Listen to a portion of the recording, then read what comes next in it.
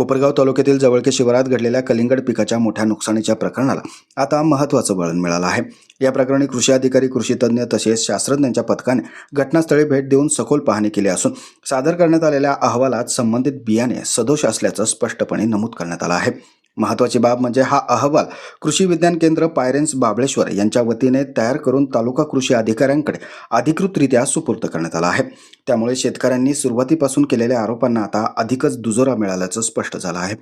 या पाहणीत बियाणांमध्ये गुणवत्ता दोष आढळून आल्याचं समोर आलं असून त्याचबरोबर शेतकऱ्यांना पुरवण्यात आलेल्या आव्हानासंदर्भात विश्व हायटेक नर्सरी विरगाव यांच्या कामकाजात तसेच नर्सरीच्या परवान्याबाबत काही त्रुटी आढळल्याची माहिती कृषी अधिकाऱ्यांकडून देण्यात आली आहे। त्यामुळे संबंधित नर्सरीवर ही कारवाई होण्याची शक्यता निर्माण झाली आहे। दरम्यान या संपूर्ण प्रकरणात दोषी आढळलेल्या कंपनीवर कठोर कारवाई करण्यात यावी तसेच संबंधित नर्सरीचा परवाना तपासून आवश्यक ती कारवाई करावी अशी ठाम मागणी होत आहे। भविष्यात अशा प्रकारे कोणत्याही शेतकऱ्याची फसवणूक होऊ नये यासाठी प्रशासनाने तातडीने पाऊल उचलणं गरजेचं असल्याचं मत व्यक्त केलं जात आहे।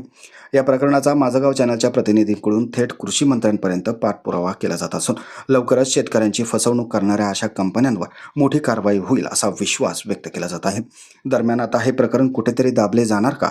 कंपनीकडून शेतकऱ्यांना त्यांच्या नुकसानीची भरपाई मिळणार का? आणि अशा कंपन्यांवर प्रशासनाकडून कठोर कारवाई केली जाणार का?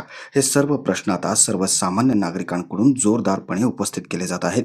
पुन्हा अशा कंपन्यांकडून शेतकऱ्याची फसवणूक होणार नाही याची काळजी प्रशासनाने घ्यावी, जेणेकरून शेतकऱ्यावर असे संकट उभे राहणार नाही। आधी शेतकरी कर्जबाजारीपणाला, नैसर्गिक संकटाला सामोरे जात आहेत, त्यात हे असे संकट उभे राहिले तर शेतकऱ्यांनी जगायचं कसं, हा एकच सवाल आता सर्व शेतकरी वर्गाकडून उपस्थित केला जात आहे।